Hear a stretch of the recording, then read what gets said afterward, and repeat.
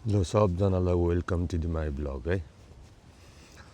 आज चाहिँ यसो विषय चर्चा अर्कैतिर जाऊँ न सबजना, के एउटा भिडियो हाल्ने जाऊँ नेपालको इलेक्सनको बारेमा, चुनावको बारेमा तपाईहरुलाई के कस्तो लाग्छ, नयाँ विषयको बारेमा जाऊँ। देश विदेश जहाँ जहाँ छरेर फैलेर बस्नुभएको सब नेपाली दाजुभाइ दिदीभाइ बाजे बजै सबजनाहरूलाई ल यसपालिको भोट केमा, तपाईहरुको सोच विचार केमा छ? उही पुरानोलाई दिने हो कि नयाँलाई दिने हो कि? ल तपाईहरुको सोच विचार के छ यसो कमेन्ट बक्समा जाओस् त। मेरो सोच चाहिँ के छ भने राम्रोलाई दिने, नयाँ पुरानो होइन, राम्रोलाई दिने। नयाँ पुरानोले गर्छ गर्दैन भन्ने होइन, तर एक चान्स नयाँलाई दिँदा कस्तो हुन्छ भन्ने मेरो सोच पनि लाग्छ। ल तपाईहरुको सोच विचार कस्तो छ, यस्तो तपाईहरुको प्रतिक्रिया के छ यसो ल कमेन्ट बक्समा जाओस् त। यसपालिको चुनाव कसलाई जिताउने?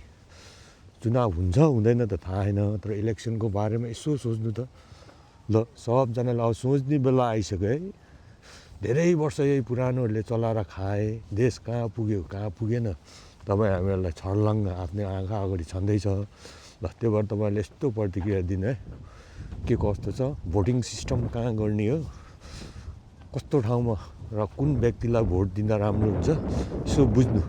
नयाँ पुरानो पार्टीहरू पनि राम्रो नराम्रो व्यक्ति होला त, तर व्यक्ति छानेर योपालि चाहिँ तपाईँ हामीले सोच विचार गरेर आफ्नो छोराछोरी नाति देशको लागि भयो नि यसो सोच विचार गरेर भोटिङ गर्नुपर्छ है योपालि चाहिँ। ल त्यो भन्दै सबजनालाई तपाईँहरूलाई के कस्तो लाग्छ कमेन्ट बक्समा गएर कमेन्ट ठोकिहाल्नु, मेरो प्रतिक्रिया दिइहाल्नु होला है। ल बाई।